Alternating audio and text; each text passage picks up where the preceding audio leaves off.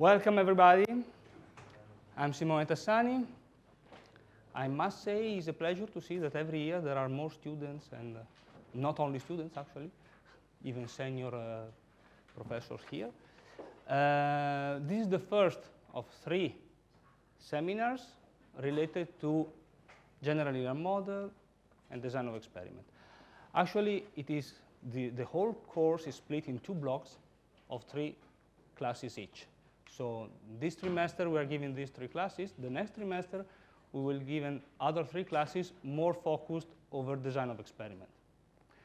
What we're going to do today and in the next 2 days is trying to give what are the bases in order to design an experiment properly, let's say. Okay. First of all, I have here a paper for all the students that you have to sign, if you just can circulate it. Secondly, somehow there is no pointer, so I will be here while the slides will be there. So we start from far, okay? At the very beginning, we try to understand why this course is important. And everything starts with the definition of scientific methods, okay? Scientific method, if we look at the Oxford English Dictionary, it's a method or procedure that was characterized in natural science since 17th century. It is actually something that started much earlier and developed during time. Today, the figure of Galileo Galilei is usually the figure which is related to scientific method, but it was a process that developed during centuries. So I assume everybody knows what the scientific method is, but let's revise it, okay? So we have an hypothesis, which usually we write down in the introduction of our papers.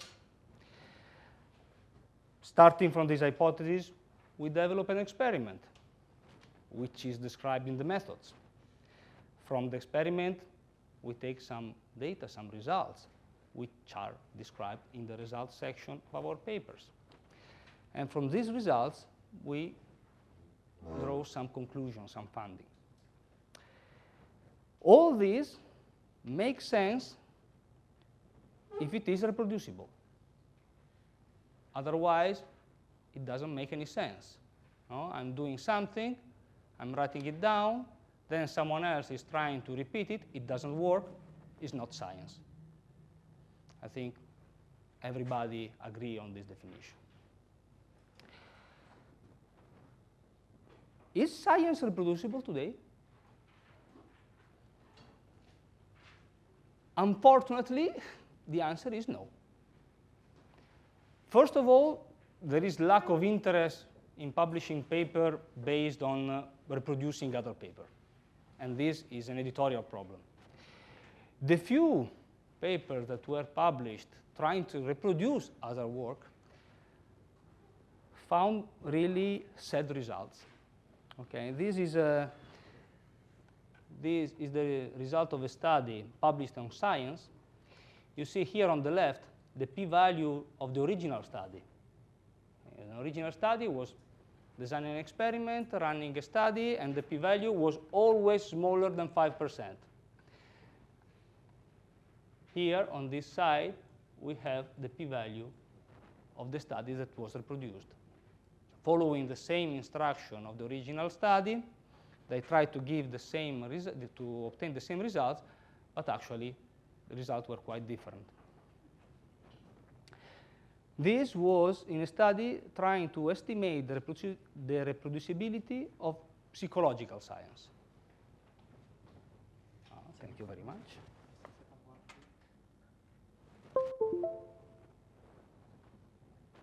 Let's see. Yeah, perfect.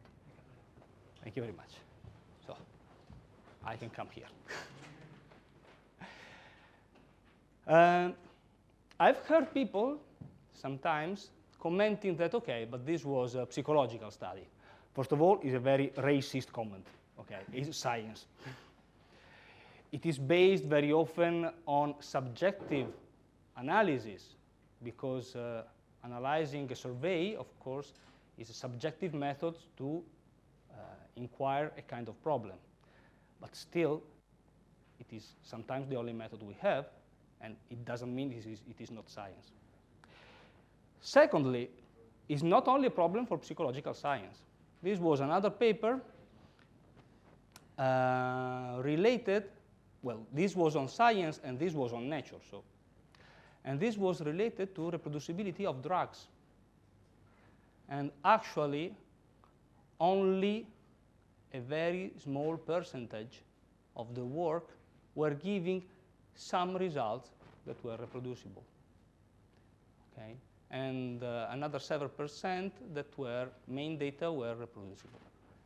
So 10% of the analyzed papers were actually reproducible.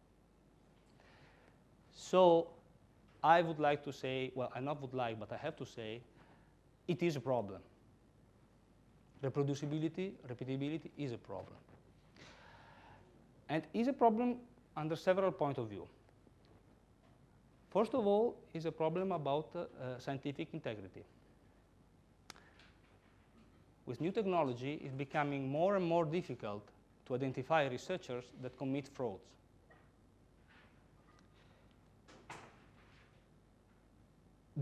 Actually, the main tool is still the revision, not of the peer reviewers, but of the community. Once a paper is published, then it is read by tens, hundreds of researchers. And this is actually the best way to discover frauds. This guy was quite a scandal. He fabricated from nothing, 27 papers published in 2 years in Science and Nature.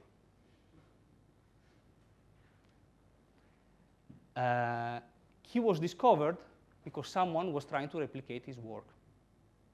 Actually, in this specific case, he was publishing graphs of his results, and in all the graphs, the signal was different, but the noise was the same. And some people started to have some doubts. Okay? So revision from the community is extremely important. We need the tools to understand if what we are reading is reasonable or not. So the guy was pretty famous, but he did not really do a lot of damage because it lasted 2 years. So in a couple of years, it was over. He lost everything. He lost the PhD, he had a position at MIT, he lost it, and whatever. This other guy was a bit worse. He fabricated 172 papers over a whole career. We are talking about 30 years of research. And this was a doctor. He was doing research with patients. Other clinical researchers might have developed studies over other patients based on his results. So talking about biological science and working with patients, the problem is not just reproducibility. You are doing something with other people. If you know from the beginning that is wrong, you should not do it. Okay? But he was much smarter than the previous one, so he was always publishing in low-profile papers, low-profile journals. So it was much more difficult for the community to say, hey, this guy is wrong. Actually, there is a long series of email and of editorials talking about him. A lot of researchers pointed out that his methods were not correct, but you know, if the editor does not take the move and say, okay, I retract this paper, then it stands on the net. There's neither need to look very far from us. This lady, Susana Gonzalez, is still under investigation. And since 2017, his ERC grant is suspended. Again, he was fabricating, well, she is accused of fabricating data. Unfortunately, this is not only a problem related to science, because this is spreading out of the scientific community. there are people starting to think if it is worth it to pay tax and having this tax invested in research. If this research is not worthy, it's not working, it's not repeatable. Okay, this was a paper on The Economist in 2013, talking about the problem related to reproducibility of research. I'm sorry. And it is not done. This was from the other day. I added this slide 2 days ago. BBC News, machine learning causing science crisis. This was related to machine learning. The point is not machine learning itself, is that more and more tools are becoming complex, and researchers are using them as black box. I have a lot of data, I put it inside my machine learning, I put it inside my deep learning stuff. I got a result, and this result is God. Okay, this cannot be. This is talking about machine learning, but might be also modeling. I'm doing a model, getting an answer from my model, I trust my model. No.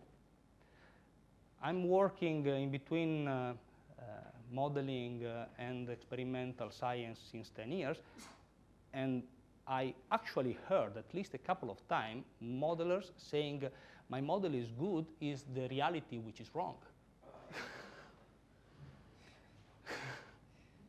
So you design your validation experiment. If it doesn't fit, there's something wrong. Anyway, this to explain that the problem is becoming bigger and bigger. If you compare, go on Scopus and look for Albert Einstein. He had a number of publications, huge compared to me, but not that big compared to other researchers that I know. Today, we publish much more, much, much more. Sometimes we are forced to publish or perish. I need publication in order to get fundings, this kind of problem. This force an attitude that sometimes push people over misconducts. Okay?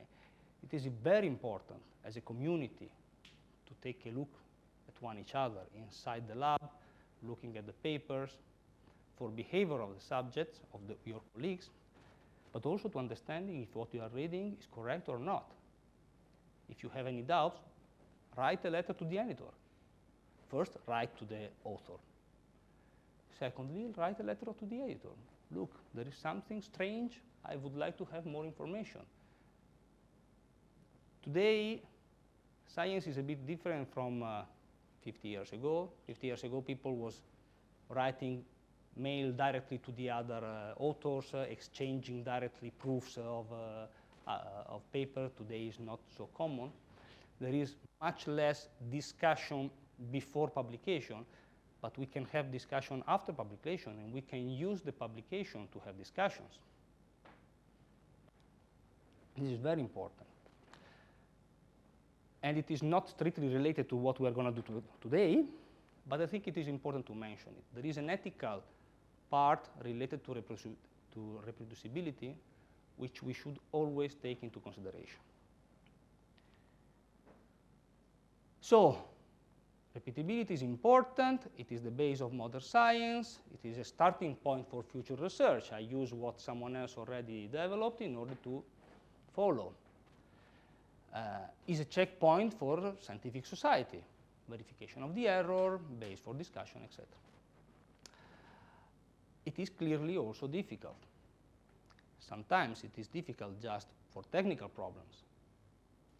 No? Once it was enough to have a well-described method section for someone else to reproduce your study. Today is not like this.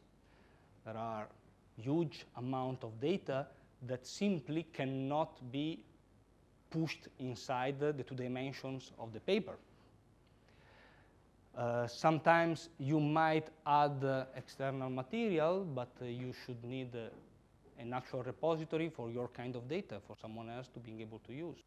There are technical issues, but I must say the community is working a lot on this. online repositories are becoming more and more common. Then there is the problem of intellectual property. Not everybody wants to share his raw data because someone else might use it without citing me. And that is, again, something that the community is trying to address. There was a lot of work in the last years in this direction.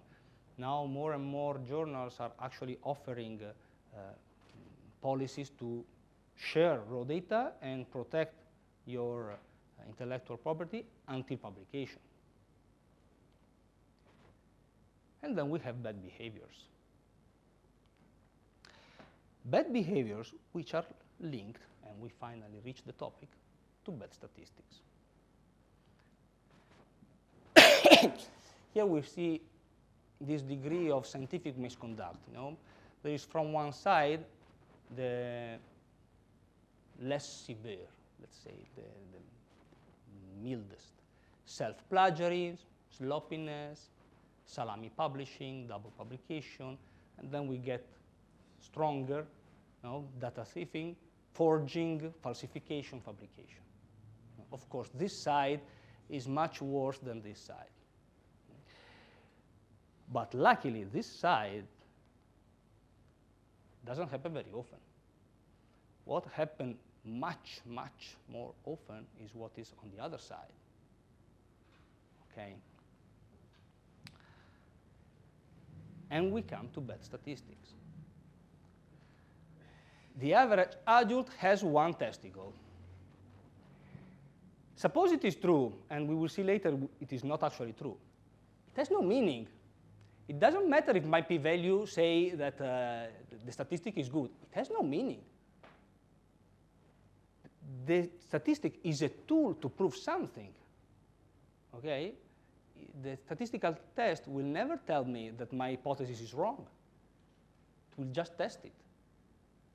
I must be the one knowing if my hypothesis is correct or not. Okay? I am in charge, not the p-value. Second, which is very important, correlation is not causation. Okay? Over 2 million Americans exposed to drinking water will die this year. Yes, they will.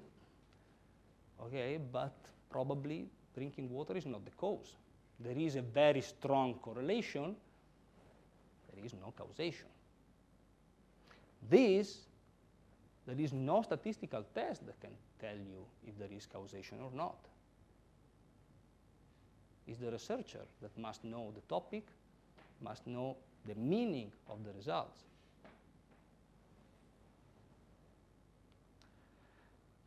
These slides I added because I think they are really funny. You can actually find on the net, there is this nice data source, Center for Disease Control and Prevention, which just lists a number of very improbable regressions. There is a correlation of 66.6% between the number of people who drowned by falling into a pool and the films in which Nicolas Cage appears. It's 66%. I've seen many publications with worse regressions. But the one is the best. 99% correlation between divorce in men and per capita consumption of margarine. Clearly, margarine does something to couples, and they split. Guys, this regression is huge. Now, you cannot see it because there is the pointer, but it's 99%. I publish with 99% without doubt. Okay? The problem is that it has no meaning. And we will see later, there is an old saying, data will confess everything if you torture them enough. If you start doing test and test without control, sooner or later you will find something nice. Okay? This is one of the problems we're going to see. So, how to solve all these problems? Of course, education is a key element. That's why we are here today. So one of the key points of all the course is the importance of the error and of the right error. we have mainly two kinds of error in statistics. What is called type 1 and what is called type 2. False positive and false negative. Now, in one case, we reject our null hypothesis when actually our null hypothesis was correct. And this is the probability alpha. This is typically what we select at 5% for our p-value. And then there is the other side, the type 2 error, probability beta, in which I accept the null hypothesis. Usually I say, okay, there is no difference between these two distributions, while actually there is a difference, and I don't see it. We will see these two errors are related. We cannot choose them randomly, okay? But it's important to know what they are and how they work, because they can be both important. We usually focus on this error, but this is not always the most important one. Generally, in the literature, we find this kind of reference, 5% for alpha as an error and 20% for beta. Now, this is for one test. Suppose now I repeat my test a lot of time. This was still on The Economist. Imagine this situation in which we have 1,000 tests. Of these 1,000, 100 are true, and 900 are not true. We have type 1 error 5%, type 2 error 20%, which means that we will produce 45 false positive, because 45 is the 5% of 900. So we have 900 false tests, which I will recognize as true, because I have an error of 5%. Then we have the power. We said we have a beta value of 20%, which means we have a power of 80%. So I will confirm only 80 of the 100 true tests I have. Of these 100, I will lose 20, because there is actually a difference and I don't see it. And of these 900, I will recognize 45 as actual differences. So I will find myself in this situation in which I have a new true.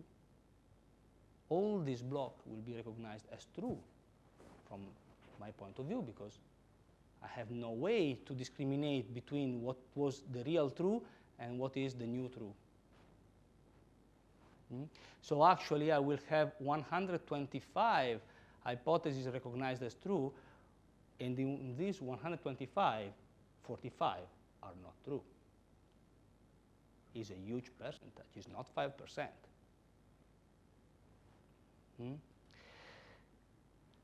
We will see during the course how to approach this kind of problem. This is a problem of repetitive testing. If I test everything, sooner or later I will find something nice. It doesn't mean it's correct. Plus, there is an underlying message which is very interesting and very often forgot. The negative results are much more reliable. Much more. Because I had 900 false results. And now, well, I lost, how many they were? I lost 45 that went on the other side, and I had 20. But generally, the negative results are much more reliable. Negative results are good for publications. It is extremely important, and we will see it during the design of experiment topic. Design the experiment, find your question, and then run the experiment. If the answer is what you were expecting, you publish. If the answer is not what you were expecting, you publish. You don't change the hypothesis in order to have a positive result. You publish the negative result. So we come back to this image, and we said, from this side, of course, the problem is mainly related to ethics. It is a problem of several aspects that we just touched today, and we are not going in deep on it. But all this part, well, this part is related to methods. And having good methods, good methodology, helps a lot. Helps a lot to fight especially our worst enemy, which is ourselves. Okay? I have to write again the same methodology, just copy-paste. It's not that bad, but it's not that good either. Okay, don't self-plagiarism yourself. Don't split too much your work in several publications which are actually the same, just changing the title. Okay? Having good methodology helps you also to avoid this kind of problem. Sometimes we just don't understand that we are doing this kind of stuff. Here helps a lot also working in a team, because maybe you don't realize, but someone else friendly can tell you, hey, maybe we should do it differently. So, when to use statistics? This guy, Sir Ronald Fisher, which was quite important in the field of statistics, said, to consult the statistician after an experiment is finished is often merely to ask him to conduct a post-mortem examination. Can tell you how the experiment died, but nothing more. Okay? Design of experiment. First step. Experimental plan, identification of the dependent and independent variables. We will see, well, this will be the main focus of the second part of the course, but we will see that there are some techniques in order to develop a design of experiment. Sometimes the design of experiment is simply to have a clear idea of what we want to do. Okay? Have a good literature review, understanding that there are some features that are important for my study and I have to control them, some other features that are not important and I will not control them. But it's fundamental. First we do this, then we design the experiment to verify this. And so we have here the measurements. The experiment, a set of practical measurements, development of models, writing code. Okay, it is all here. And then we have the analysis. Analysis can be linear regression, can be analysis of variance, can be general linear model, can be whatever, can be machine learning.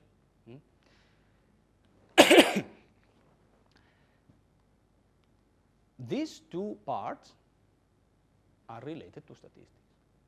It's 2/3 of the work of research. The medium part can take months or years, developing the right model or doing properly experiments involving volunteers can take a lot of time. But if you plan it properly, actually this part must be done by a technician. If you're good enough to have, if you're lucky enough to have technician in your laboratory, okay? Often it's the same person who is doing everything, which very often it's okay. But it is important to understand that this part is much more science than this. This part can be done by a technician. You develop the study, you explain how you want your code, you pass it to someone who is able to program. Okay? We cannot learn all the languages' codes. So maybe you need something developed in a language that you don't know very well. You write it properly, what you want and how you want it, and you pass it to technicians that can translate it.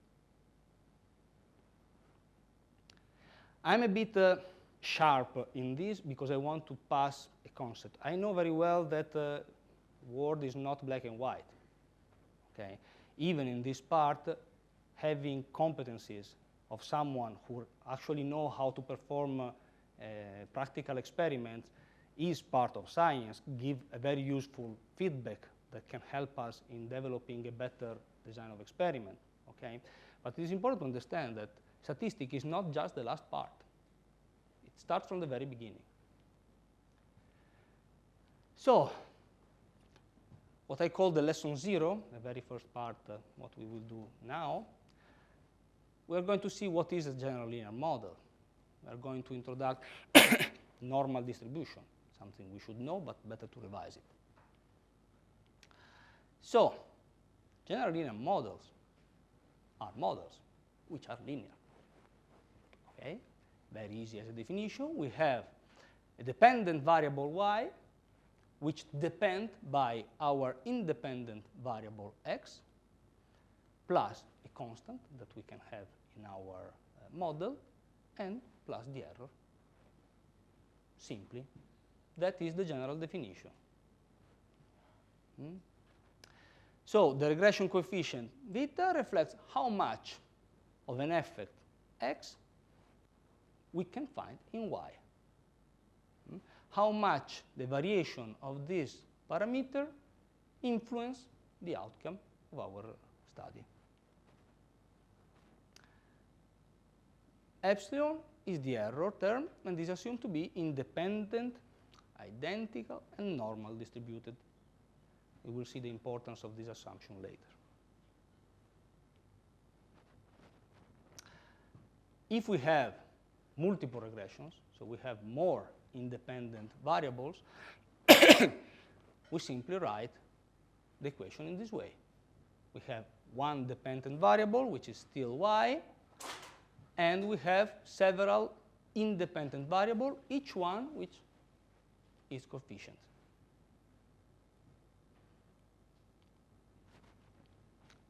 Okay. Again, the amount of variance of y is related to each of the independent variables we are taking into consideration in our study. The aim, usually, of this kind of analysis is trying to identify this beta. If it is big, means that this variable, it is actually very important for my study. If it is very small, maybe it's not that important. I can just avoid to include it in my model. Of course, we can do the same having more dependent variables. And we can just rewrite everything in a single equation in matrix.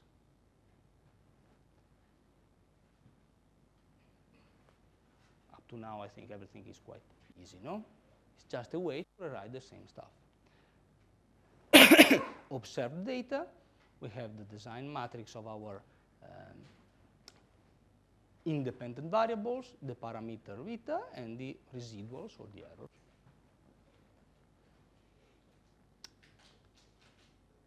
This last form, matricial form, is just an extension of the multiple regression that we have seen before. We take one multiple regression with one dependent variable, we do it over several dependent variables, and we have the general linear model. Okay, so generally, we can say, or alternatively, we can say that multiple regression is just a simple form of general linear model. Multiple regression, just look at one dependent variable. General linear models allow you to analyze several dependent variables. So, analysis of variance, t-test, f-test, they can all be forms of general linear model. General linear model is a huge name, and under this name we can find almost everything. Okay? The aim of the classes that begin today is trying to give the very basis that allow us to understand how to analyze this data. Okay? The aim is very, very far from covering the subject. Okay? This subject is huge. But we will try to give the very first steps and give the tools for you if you want to study by yourself the topic in more details. Just one slide more talking about generalized linear model, because this is something that it is also quite common in the literature, which is a general linear model with a link function. Instead of a linear model, we have a polynomial regression. I generate a link function in which I link my polynomial regression to a linear one, and I write a new one which is linear. Easy. I now work with this equation which is linear. When I solve this, I have to do a step back and remember that actually this was not linear, was polynomial. This kind of approach is called generalized linear model. We can see it on the side of the independent variables, but also on the side of the dependent variables. Sometimes we have some logarithmic answer to our study. We just add this link function in which we present the logarithmic result as a linear one, and then we work with the linear analysis. Okay? Simply, it is important at the end to remember that we have to add this step to go back to the original values. This step can be extremely difficult. Okay, just must be clear. Okay, present it is quite easy. Then do it practically. You must first of all understand what is the kind of relation you are looking for, and then you have to implement it inside your model or inside your code. Is not always that easy, but the concept is pretty easy. So now, one question that I often find is, do we want to work with the averages or with regressions? Are two different things. The design of experiment is going to be different. The result is going to be, if properly designed, the same. But working with averages gives some advantages and some disadvantages, and working with regression, of course, the same. Usually, working with averages, it's easier. It allows you to have much more control over your features. You can select a feature and say, okay, I want to study age, and I fix range of ages from 10 to 20, from 20 to 30, and so on. And then I work with the averages. If you want to work with a linear regression, it's going to be a bit more difficult because you must have a uniform distribution along this regression. So if you want to look at the groups of age, it's not enough to say, I have subject from 10 to 20. No, I need subject at 10, at 11, at 12, at 13, and so on. So usually, even if it is much more common to find this graph because they are more catchy, it is more difficult to have a good linear regression, well, a good regression, because your data must be more, usually, and better prepared. If you have this kind of situation, well, then the result can be much more interesting, okay? Because you can actually see a direct relation between your variable, your dependent and independent variables, which here is just approximated by the average. So do not force yourself to go always in the direction of linear regression or always in the direction of the averages. It depends by your study.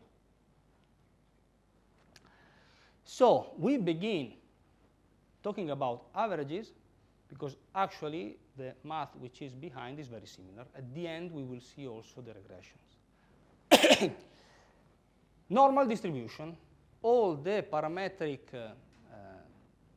tests that you can find implemented in many software start from the assumption that your data are normally distributed. What does it mean? It means that we have this typical Gaussian distribution. And the center of the bell is the average. So sometimes it's not really so smooth, but still can be approximated.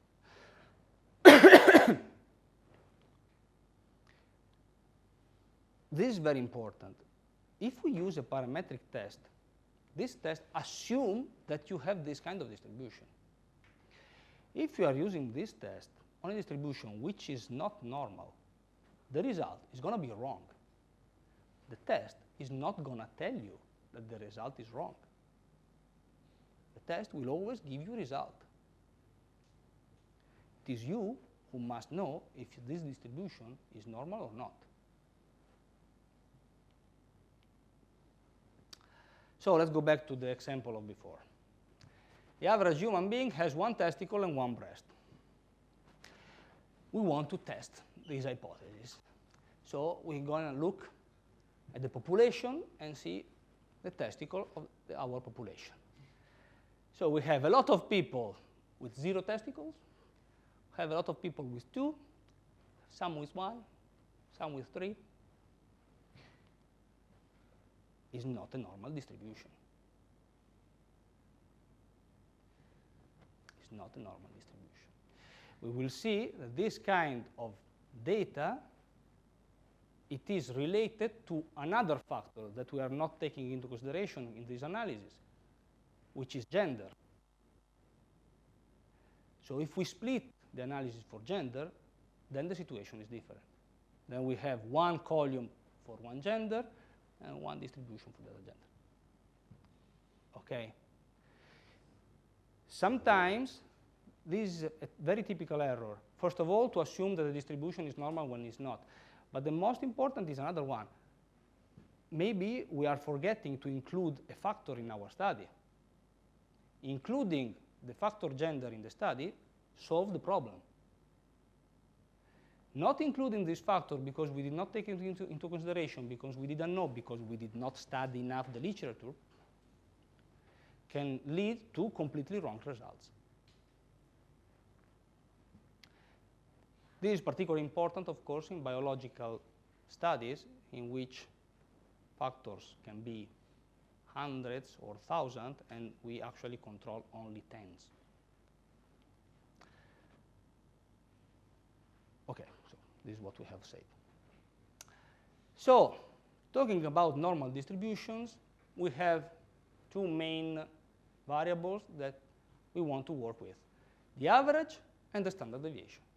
Knowing the average and the standard deviation of a distribution, if this distribution is normal, pass us all the information that we actually need. Okay? Here we have 4 different distributions that can be completely described by these sets of information, average and standard deviation. Every time we work with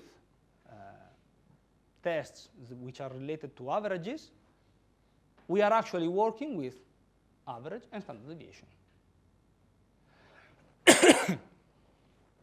We will need all the informations, all the repetitions, all the patients in order to create our distributions, but once we have the distribution, we just work with the average and the standard deviation. What they are. Let's go very fast on it because it should be known. Standard deviation, or arithmetic mean, or average, we know what it is, okay? I leave it in the slides, just to remember it, but I'm not spending time over it. Standard deviation, also represented by a Greek letter sigma or s, is a measure that quantifies the amount of variation or dispersion of a set of data from the average. If a standard deviation is close to 0, it means that almost all the data are over the average of our distribution.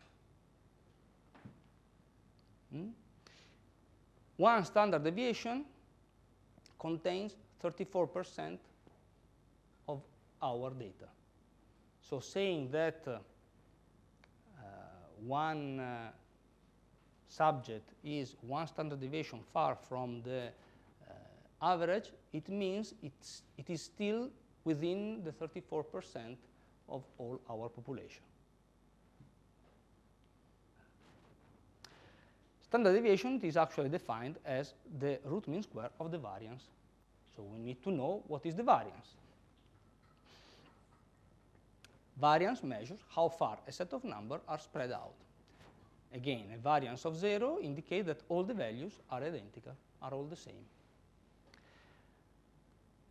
This is the formula for the calculation of variance, There is another one which is actually more used, which is the formula for bigger population, but not the whole population. in which we have this term that we will see later, which are the degree of freedom. Just remember, we have to deal with the degrees of freedom. So if we have this example with dogs, we have the height of the dogs, and we want to find the mean, the variance, and the standard deviation. The mean, it's easy. We just take all the heights and we average it. Then we calculate the difference from the mean of each of the height of the dog. And then we calculate the variance, just squaring them, summing them, and dividing, in this case, by the number of the dogs, because in this example, we suppose it's the whole population. This is the variance. Root square of the variance is the standard deviation.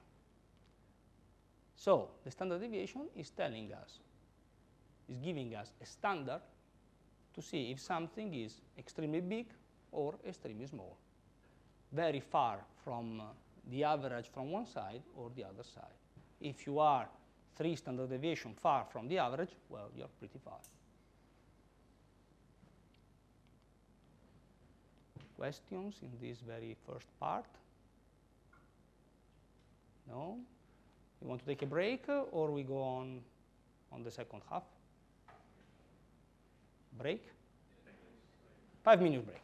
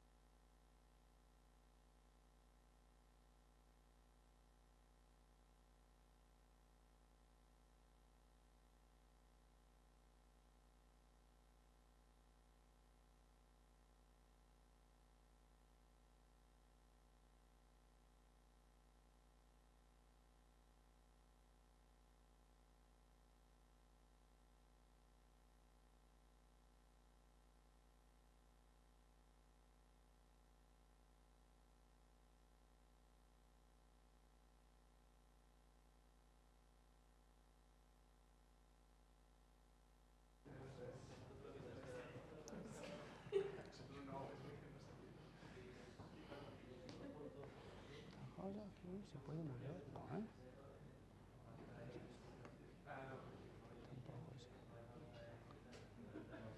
Afuera, vámonos.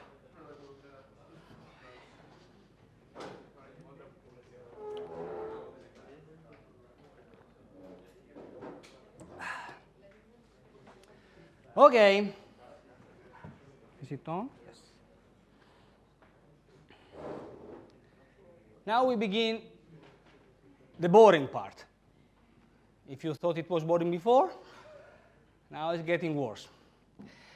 Well, this part of a material actually from a professor at the University of Bologna, based on design of experiment, and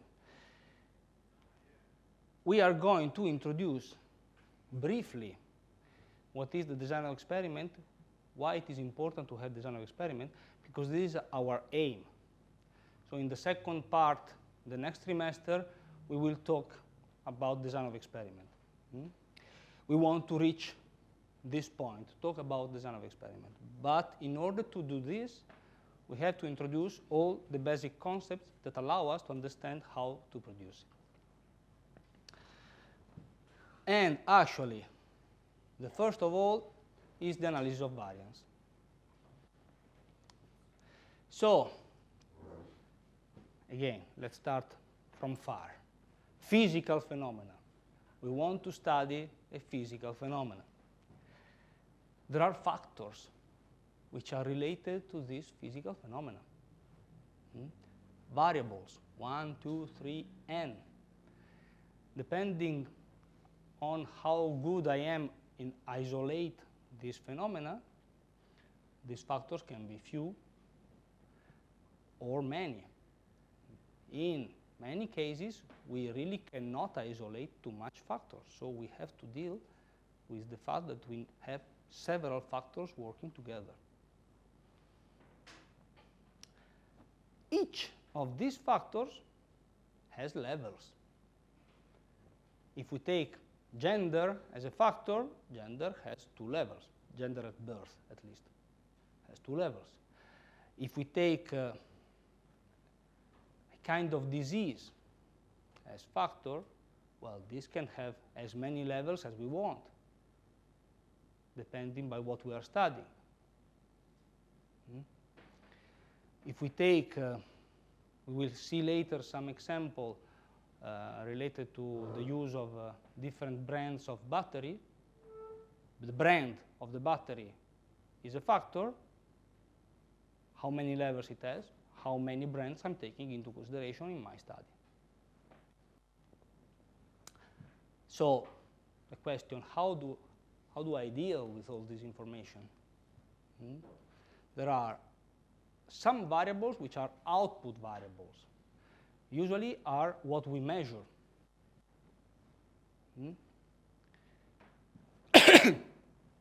Blood pressure might be my output variable, something that I measure. And I might consider it, and we will see it later, a dependent variable. Depends by what? Maybe it depends by the state of my heart. So the state of my heart can be a factor, independent factor. The blood pressure might be a dependent variable which depends by the state of my heart.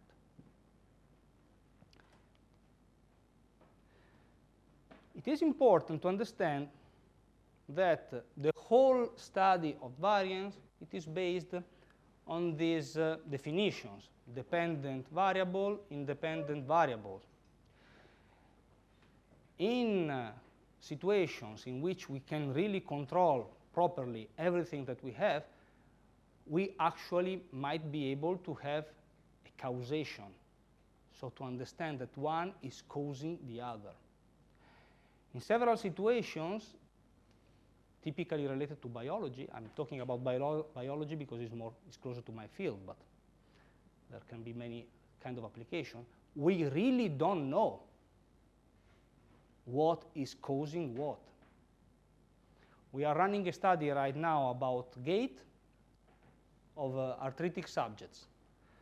We really don't know if it is the arthrosis who changed the gait of the subject, or if it is the weird kind of weight who developed the arthrosis during time. We don't know it, and the test cannot tell us.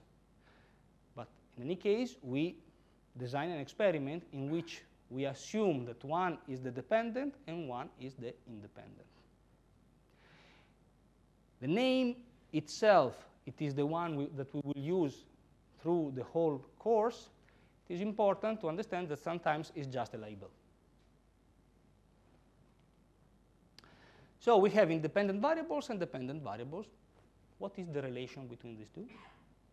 This is the aim of our study. So, what is the role of the design of experiment? We have to answer this question. Which factors must be studied? Which levels must be considered? And how to combine the factors and the levels? These are the first three questions we have to answer when we begin a new study. The answer to this question is going to strongly influence your study. Let's see. Determination of factors that might affect the output. A, B, C, three different factors. Then determination of the number of levels for each of the factors. The first had 3 levels, the second had 5 levels, the third had 8 levels. Identify the number of repetitions, because clearly we want repetition. When we want to measure the average height of the subject in a room, we don't just take one. Okay? We take many, and then we make an average. So we have repetition of the measurement. And then we plan our test. And we have to run all the combinations. Level 0, level 0, level 0, level 1, level 0, level 0, level 2, level 0, level 0, and so on. And we have to run experiment for each of the combinations, for each of the repetitions. And at the end, we run a statistical analysis to see which of them were actually significant or not. Again, I go back to the concept I introduced before. This has to do with statistics. This part in the middle, no. So again, we see how important it is. Papers which are published with a poor planification will have poor results. One of the aims of this very brief course is to be able to understand when a published paper, it was well prepared or not. So I hope at the end of these 3 sessions, you will be able to read papers with a different point of view at the end and see, well, these results are really reliable. Have they done everything that was supposed to be done? So let's see a practical example. Characterization of friction behavior of plastic film in cigarettes packaging. We have some packet of cigarette with this dimension, and we have the film. And we want to see the behavior between the two. This can have strong influence over the process of packaging, which means time and money for the company which is actually doing this work. So we identified a number of factors. We found that there were 5 factors that might have an impact over this process. The physical and chemical properties of the film, the characteristic of the sliding surface, the temperature, sliding speed, and the pressure between the packet and the film interface. Okay? And we have a small sketch here for each of them. These were the factors. Then we have the levels for each of the factors. 15 different films from different vendors, which of course it is not taken into consideration here, but they have different costs. So it is important to know if this factor is important or not. If this factor is not significant, then I will just choose the cheapest.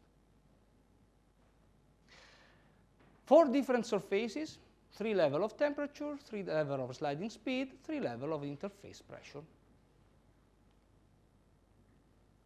Then we have to run the test.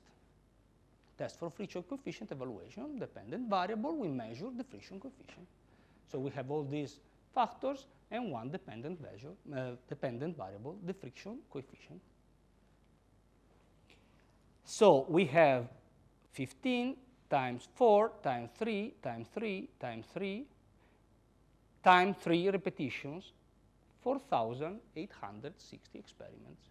If each experiment costs 15 minutes, it is 121 days of work. It costs. Do we really need to run this deep analysis? And 15 minutes, well, might be worse. There are some models that run for days. So the aim is, the problem is clear. I cannot run all the combination with all the levels from the beginning. Otherwise, I will spend my life doing this. And actually, this has a huge cost. So the idea is first to have a screening phase.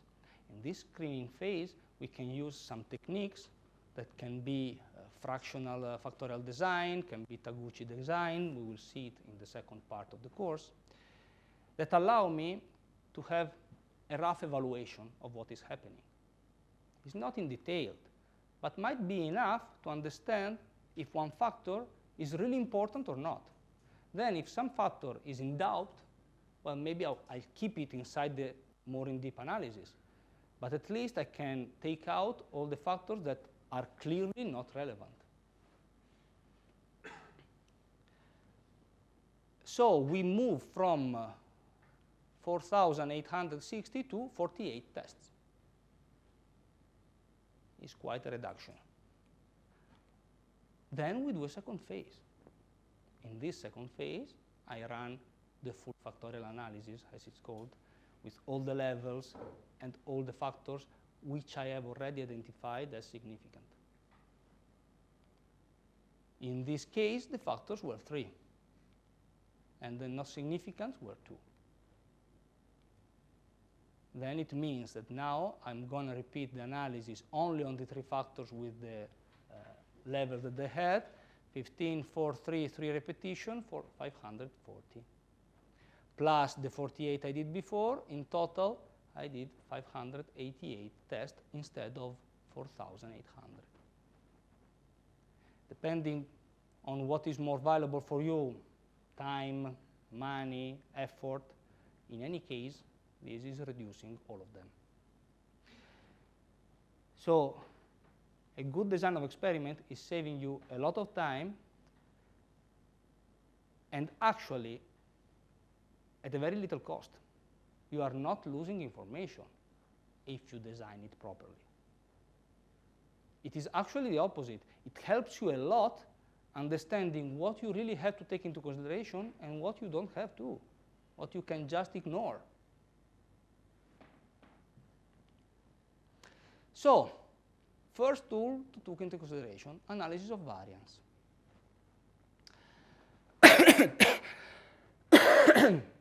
Sorry. So we said we have the dependent variable, which is usually the result of a test. It is the answer variable, guiding parameter, can be sales volume, can be the answer of a survey, can be the blood pressure, whatever. And you choose it as a quality indicator. It means you are measuring this thing because it is important for you. Then you have the independent variable or factors, which is what can potentially influence your measurement. And you want to know if this independent variable is actually influencing your measurement or not. So, final aim of the experiment is to investigate the bound between the two. So, we went through a mathematical model. We have the dependent variable, which must be a function of the independent one and of the error. This is a sentence that I like very much. Epsilon represents the impact of all the other factors except x. If you are not taking into consideration a factor in your study, it doesn't mean that this factor is not working. The effect of this factor will be inside the error. You just are not controlling it. In the example of before, not taking into consideration gender leads you to absolutely meaningless results. The gender was still there. You were just not controlling it. Every factor you are not taking into consideration goes inside the error, period. So it is important to understand if you have to take into consideration a factor or not. An example, we want to measure the lifetime of a battery depending on the brand of the battery. We want to know if the brand of the battery has some relation with the lifetime of the battery. Epsilon, the error, all the other factors that I'm not taking into consideration. But they determine what is called the experimental uncertainty.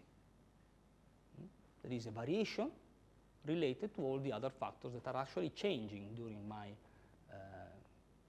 experiment. So we have different levels, which are the different brands. And then there is a number of repetitions. So I take more batteries of the same brand, and I measure the lifetime of this battery of the same brand to verify how much variation I have within this level of the factor, which is the brand. And I write this equation. So let's see what it is. Well, y is our dependent variable, okay? When I and j are the two columns of the levels and of the repetitions. Mi is the global true mean. It's the true mean, so we are talking about the true equations now. And of course, it's something I will never know, is the true mean over infinite tests. If I can test infinite batteries, I will have this value. If this is the distribution, mi is here. Okay? Then we have tau, true differential effect associated to the jth level of the factor. So it's the distance of each brand from the average.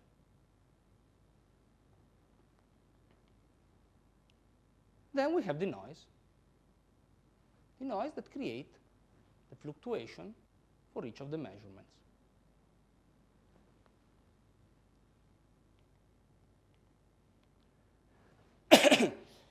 Now, by definition, the sum of the deviation from the ground mean must be equal to 0. Okay? All the differences from each of the brand from the average must be equal to 0 by definition, because the average is in the middle. So the experimental pardon, the experiment produced at the end are C results. We have R repetition, C levels of our test, we have Y, IJ results. The analysis allowed to estimate, not to measure, the average and the deviation from the average, but not the noise. We can never estimate the noise itself. Okay, this is important to remember always. The noise is all the rest. All the things that I cannot measure, that is the noise. So we can estimate it by difference, but we cannot estimate it directly.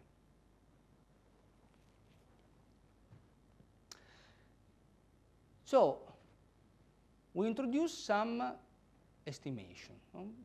Y dot j indicates the mean per column. Each column has an average. Each column, we said, were all the brands of our battery. We have our repetitions. We can find the average of each brand. Now, we can already see, if y1 is much smaller than yc, this is the first result, we can say, okay, maybe something is happening. I can look at the difference of the average of all the brands and see if there is a difference or not. If there is a huge difference between some of them, I can assume that the factor brand has an influence over the time life of the battery.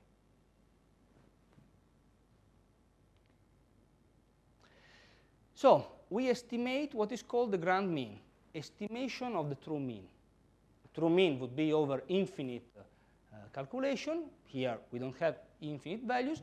We have all the averages of all the columns, and we have the number of the columns.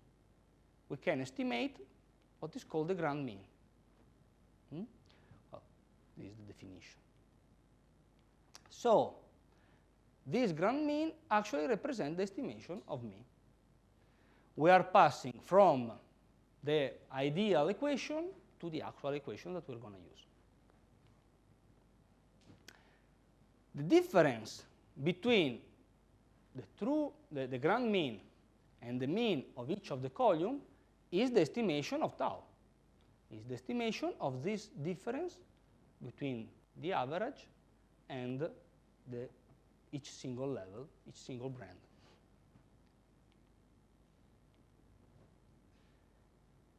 So we can rewrite the equation in this way.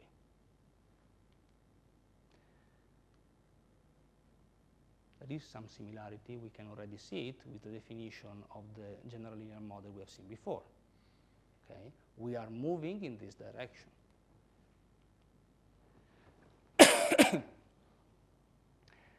Therefore, we can estimate the error in an indirect way by subtraction.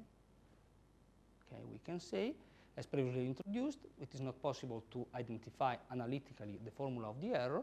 We can identify it in an indirect way. So the following equation can be rewritten in this way. I'm going relatively fast over all the equations, first of all, because we will upload the slides. Second, because I think it is more important to understand what is behind everything than focusing too much over the equations themselves. So we can rewrite everything in this way. Let's see what they are. The first represents the total variation I have in my dependent variable. So it's the difference between the grand mean and each single value. This is the total variation of my dependent variable. Here we have the variation of y associated to the level. So it is associated to my factor. It is x. Here we have the variation associated to the error. Total variation of my experiment is related to the variation of the factor I'm analyzing plus the error. Spoiler alert. If the variation of the error is bigger than the variation of the factor, then maybe this factor is not significant. That is the basis of the whole analysis of variance. And we're going to see it today. But that is, we have the total variance of our experiment. This must be related to the factors and to the error.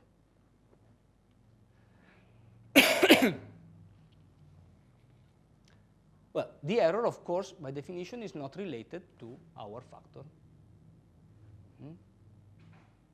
It represents the variability among the repetitions. So it is, in some software, it is also called the factor within the column. So if we square both of the terms and we sum them, we have these guys. These are important. These we find it in every statistical package.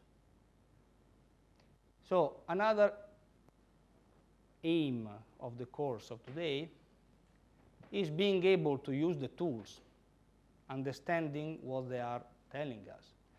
What we will see today during 2 hours of lesson, we will do a very brief example with a statistical tool. Takes 5 seconds. So 2 hours of lesson, 5 seconds using the statistical packages which already implement all the tools. The point is understanding what this tool is passing us. These names, you will find them everywhere in all the statistical tools. Total sum of square between the columns, sum of square within the columns. Total sum of square represents the variance of my experiment. Sum of square between the columns represent the variance of the factor I'm testing, of the brand in this case. Sum of square within columns or sum of square of the error represents the error.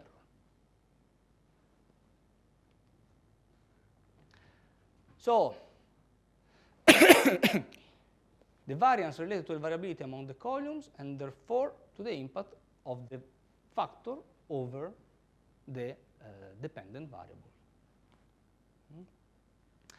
In the formula, we see this R, which is called amplifier coefficient. This is the number of repetitions we have. In statistical terms, having more repetitions means having a more powerful test. It comes from here. Okay. This must not make you think that infinite repetition is the best situation. There is a problem that, unfortunately, I've never dealt with, which is too many repetitions. When you work with patients or you work with biological samples, usually if you get 10, 15, you already feel very lucky. Okay? But there are situations in which you are working with big populations and you can have thousands or hundreds of thousands. So these become very big just because of the repetitions. This might be a problem, and you must be able to deal with it. It means that your test is becoming so powerful that is able to discriminate as statistical significant even extremely small variations. So you might have a very low p-value for something that has no meaning. An example. I want to measure the dimension of 2 desks. The desks are the same. And I measure them with a ruler. A ruler has an error, 1 millimeter.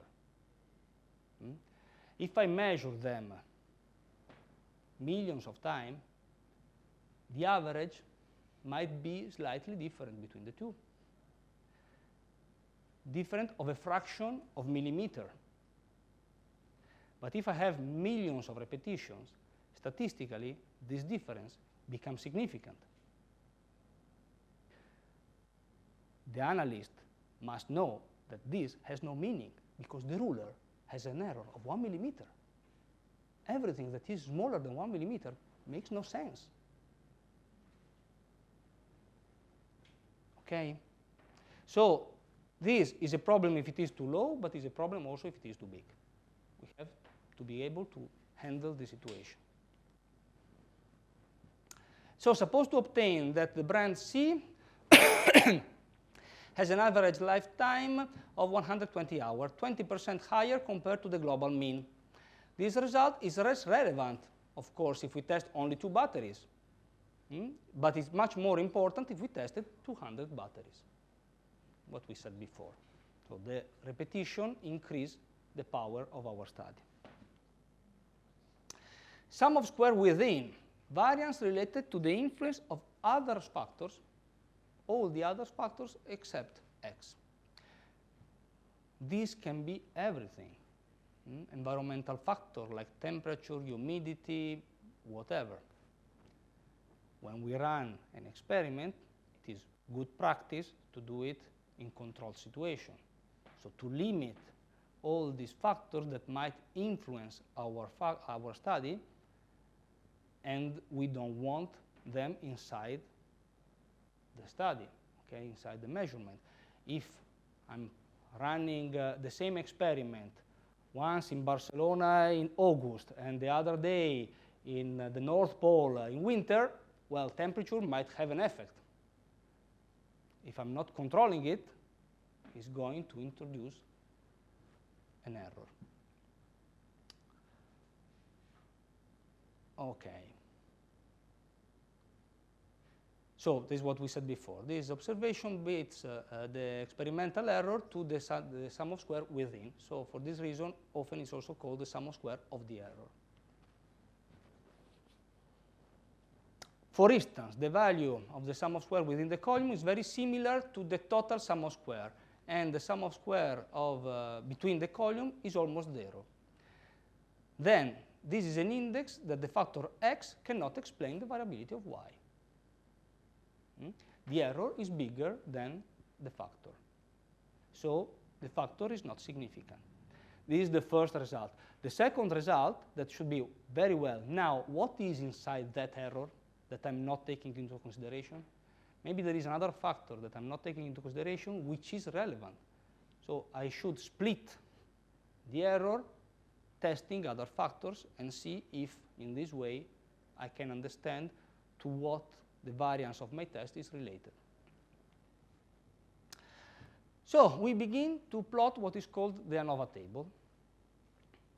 We have the variance between the column, which is called sum of square between, the variance within the column, the sum of square within columns. Then, for each of them, we have degrees of freedoms. And we have what is called the mean sum of square. What are these? The degree of freedom, we have seen it at the beginning. Do you remember? What are they? It is required to divide by the degree of freedom in order to have a comparable terms between the variance that we are analyzing. The degree of freedom are equal to the number of terms in a sum minus 1, are the terms that are free to change. If we are 20 in this room and I say that the average height is 1.70 meters, I'm saying nothing about my height. I just say that the average is this, but I could be 2.20 meters. I'm not, but I would be. Okay? But if I add to the equation the height of each of you, then my value is not free to change anymore, become fixed. Means that if we are 20, the degrees of freedom are 19. Degree of freedom of the factor and degrees of freedom of the error might be different. So if we have many degrees of freedom, it is easier to have higher variability. If we compare a factor which has 30 degrees of freedom with an error which has only 2 degrees of freedom, it is easy for the sum of square of the factor to be bigger than the one of the error, because I have many things that are varying. But once I divide it by the degree of freedom, I take an average. I normalize the two values, and I can compare. Well, this is what I've said now. So, going back to the example, battery life in hour is our dependent variable. X, the brand of the battery, is our factor. We have 8 levels, 8 different brands, 3 repetitions. So I make 3 tests for each of the battery.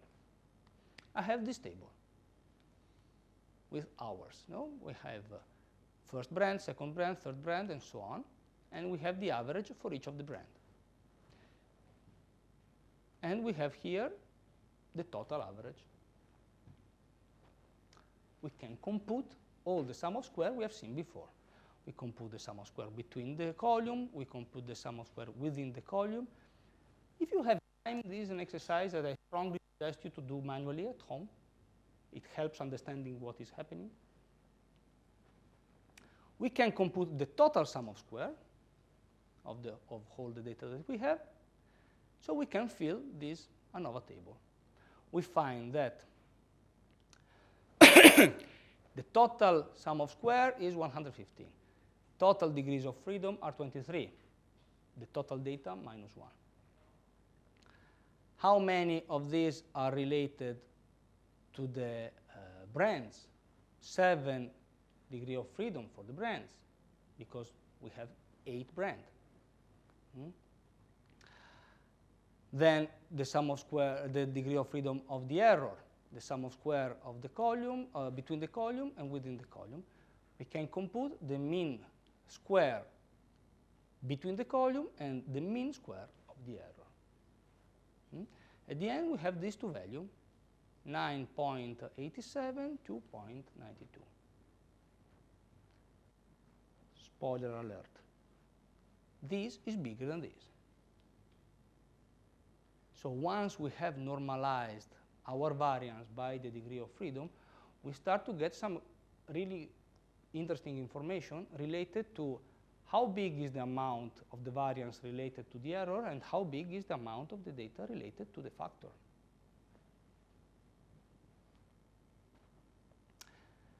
Now, we can show that the expected value of the mean square within is supposed to be equal to the standard deviation. Pardon, to the variance, the square of the standard deviation.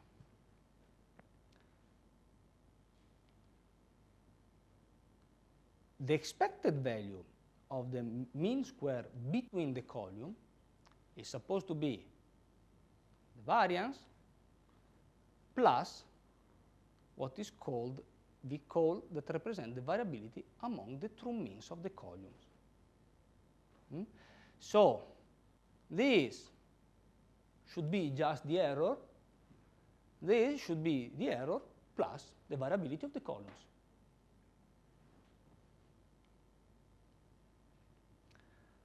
Well, we can compute it in this way. The point is that if the mean sum of square between the columns I'm sorry.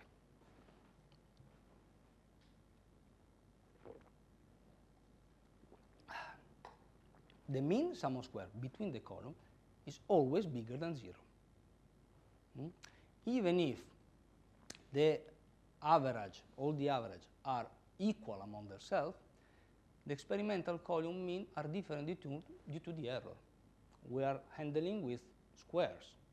So even if all the averages of all the brands are always the same, they will be different because there is the error. I'm squaring them, so they will be always positive, so this will always be positive. So we have this, we have this. We can look at the ratio between the two. Looking at the ratio between the two allows to compare the variability of the columns related to the factor to the columns related to the error. Again, we don't know the true value, so we can use some estimation. And we can find what is called the Fisher coefficient. So if the Fisher coefficient is bigger than 1, means that the mean sum of square between the column is bigger than the mean sum of square of the error. The variance related to my factor is bigger than the variance related to the error. If the Fisher coefficient is smaller than 1, of course, is the opposite.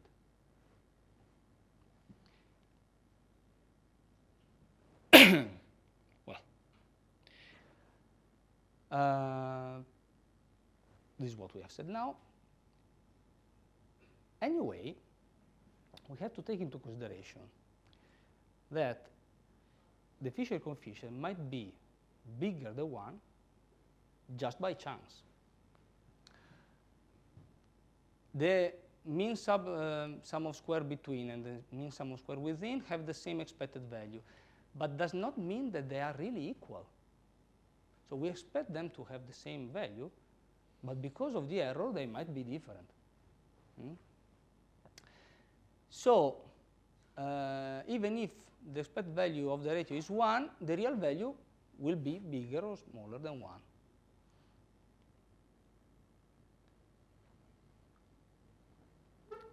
Before to move on. Up to now, there was actually no statistics. There were no statistical distributions. We were just working with sum of squares. And what we are saying is that if the sum of square of our factor is bigger than the sum of square of the error, probably our factor is significant. Okay. Now we start to work with hypotheses. We have two hypotheses. What is called the null hypothesis. The true difference from the mean are equal to 0, which means all the means are equal. Would be better to say all the means are not different. We will see in the next class why. That means that the only difference are related to experimental uncertainty. Then we have the significant hypothesis, which says that at least one true difference from the mean is different from 0. At least one of the brand is different from the other. Analysis of variance is not telling us which brand is significant. If we have 8 levels, as we had in our example, we don't know which of the level is higher or the other. The analysis is telling us that at least one is different from the mean. So the factor itself is significant.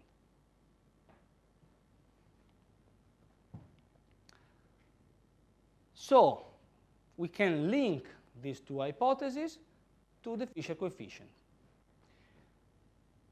I accept the hypothesis 0, factor x has no influence over the dependent variable if the Fisher coefficient is smaller than 1. Otherwise, I reject the null hypothesis, I accept the significant hypothesis, and I say that the factor x has a significant influence over y if my Fisher coefficient is much bigger than 1. It's not enough to say bigger than 1. We have seen before that might be bigger just by chance. We want it to be much bigger than 1. How much is much bigger?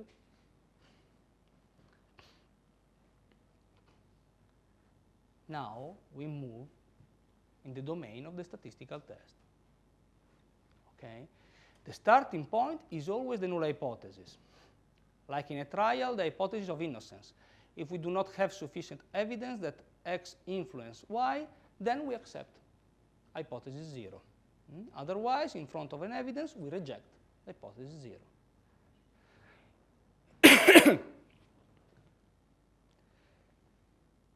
In order to answer the question, how much bigger must be the Fisher coefficient, we use the Fisher probability distribution.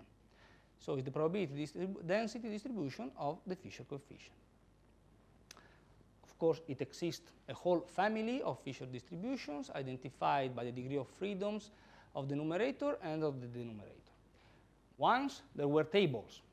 You have to look at the degree of freedom of one, the degree of freedom of the other, finding in this table which was your family distribution. Today, everything is already implemented in any kind of statistical package. But this is more or less the kind of distribution. So we have the probability density in function of the Fisher coefficient. The area below the curve is my probability. The total area is 1. The area of the tail is the probability to obtain what we actually obtained starting from the hypothesis that x does not influence y. What does it mean? I have a null hypothesis in which I'm stating that my factor is not significant. The brand of the battery is not influencing the lifetime of the battery. This is my null hypothesis. Then I found a Fisher coefficient here. The area below the curve here is very small. Let's say is 1% of my total area. It means that I have the 1% probability of obtaining what I actually have obtained if the brand is not statistically relevant. So probably the brand is statistically relevant, because 1% is not much. So this becomes our error. How much are we willing to accept before to say, I reject the null hypothesis? This error, which usually is the 5% p-value 0.05 that you find in every publication and everybody wants so desperately to have, is not written in stone. Must not be always 5%. It depends by your field. If I tell you that you have 5% possibility to die during a surgery, would you go for this surgery? 5% is not that little percentage if your life is at stake. Okay? So it depends by the topic. The test do not know your topic of research. You do. So you know if 5% is acceptable for you or not. Sometimes even 10%, 15%. It depends by the topic. But this is the way in which we start to relate the Fisher coefficient that we have seen before with the probability of doing a mistake. I accept the probability to have 5% error. So as soon as this Fisher coefficient value rise enough to have an area below this tail 5%, I reject the null hypothesis and I accept the fact that my factor actually has an influence.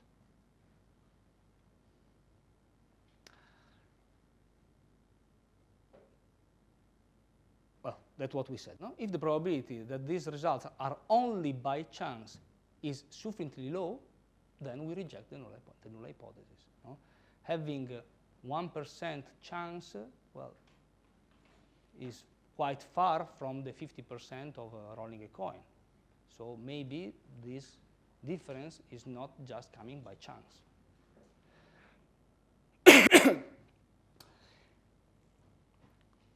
So we reject the null hypothesis. X actually influence our dependent variable. What does sufficiently low mean? And what we commented before. No? Usually we have an error 5%. If the p-value is smaller than alpha, which is our first type 1 error, we reject the null hypothesis. If the p-value is bigger than alpha, then we accept the null hypothesis. The value alpha 0,05 identified the limit value of C. So the limit, the Fisher coefficient, and the p-value are related. You can use one or the other. It doesn't matter. It's the same. Because to one Fisher coefficient for a specific test, you have the related p-value. Okay?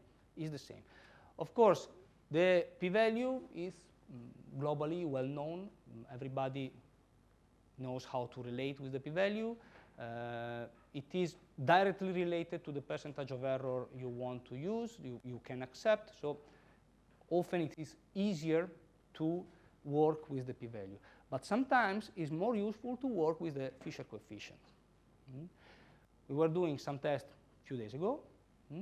You can find two factors which both have very low very low p-value, 0.001, the both of them, but one has a Fisher coefficient of 30, 40. It means that the variation of the factor is 40 times bigger than the variation of the error. And the other has a Fisher coefficient of 10,000. The p-value for both is smaller than 0.001, but they are not the same. Well, this is something we have already introduced. The similarity with the jury. We assume that someone, it is not possible that all these clues, we assume that the accused has no alibi, has a car of the same model of one scene leaving the crime scene. He is physically similar to the murderer. The hat of the victim was found in the car. So the jury can judge in two ways. First, it is not possible that all these clues exist only by chance. The accused is guilty. I reject the null hypothesis. 2, actually the model and color of the car are very common, as is the physique of the accused. Accused and victim were friends. The victim can easily have forgotten the hat in the accused car. The probability that these clues are compatible with pure chance is not low. Same facts, the analysis is completely different. You choose the error, depending by the situation that you are analyzing.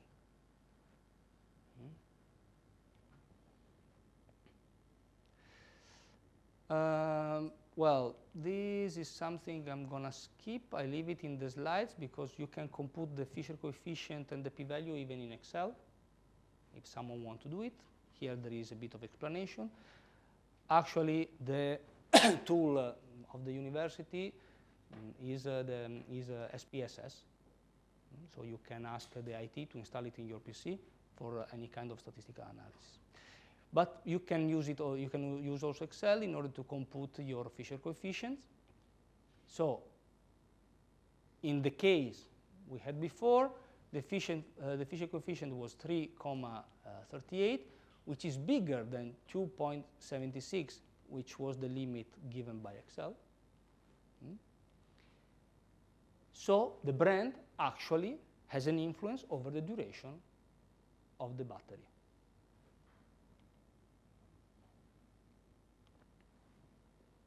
We finished the analysis. Okay?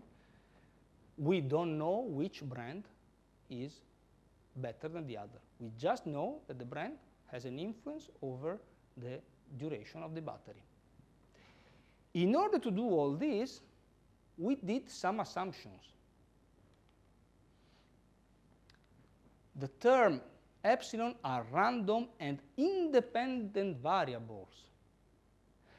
If your error, by some reason, is dependent to your factor, then the analysis will be wrong, because your error is varying depending on the variation of your factor. One very easy way to verify this is plotting your result and looking at the standard deviation of your results. The values can change. The standard deviation should be always the same. If you find yourself in a situation in which there is one level in which the standard deviation is much higher, probably there is some factor that you are not taking into consideration that is inside your study and is varying the error. If this is the situation, then your analysis might be wrong because you are breaking this assumption. Then, the term epsilon are normally distributed and with null expected value. Okay? This we have seen it before. The variance must be constant for each I and j. This is what I told you before, no? If the standard deviation is constant, then the variance is constant because one is the root square of the other. This must be constant. If it is not constant, probably you are also breaking this rule. the error is changing during your analysis. The second and third one, hypotheses, are quite strong. Small variations have negligible effect over final results. So actually, if you have some kind of problem here, often the final analysis of Anova analysis is still good. But the first one is important. Unfortunately, the first one is related to the third one. So if you have a strong change of variance, probably you have a dependence in the error.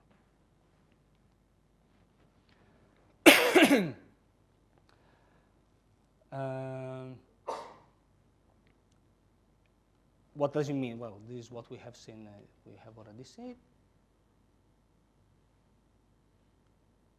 This, it is important. The terms epsilon are normally distributed with null expected value. In order to avoid this restriction, it is possible to use non-parametric tests. It's something we will see in the next class. What we have seen up to now is based on the assumption of normal distribution. So it is called parametric test. But we also have some tests which are non-parametric and that can be used when our distribution are not normal. The most common is the Kruskal-Wallis test, which is exactly, say, the same of Anova, but not parametric. Advantages, you can always use a Kruskal-Wallis test. There are no restrictions. With the fact that it is non-parametric, there are no assumptions, you can always use it, even if your distribution is normal. Drawbacks, it is less powerful. Smaller differences will not be identified by this kind of test. Questions? Breathing?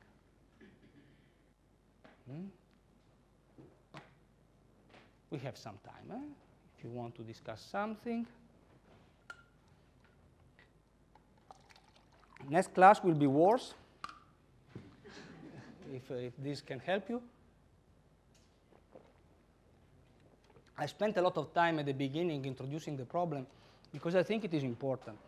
It is important to know statistics in order to use it, of course. It is important to know statistics in order to read the result of someone else.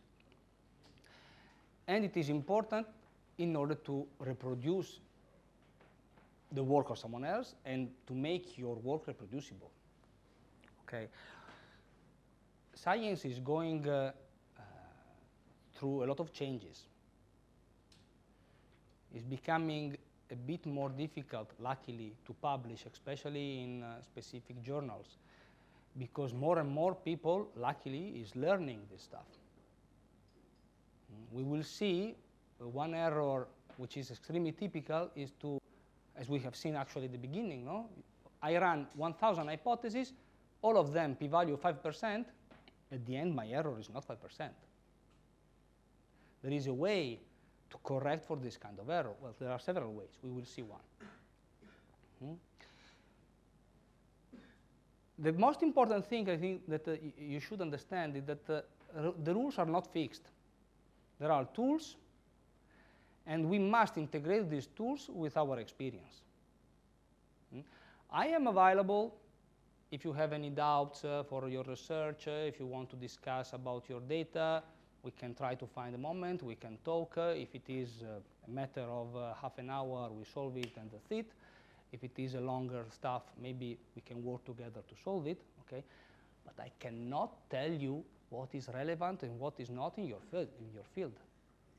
This is something you must know.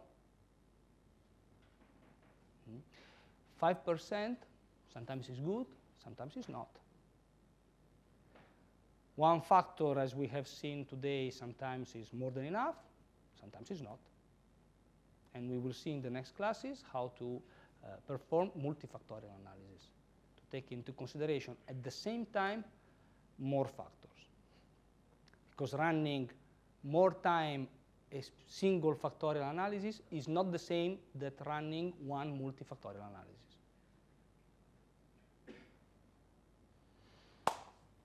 Questions, curiosity, whatever? Bye. See you next week. Thank you.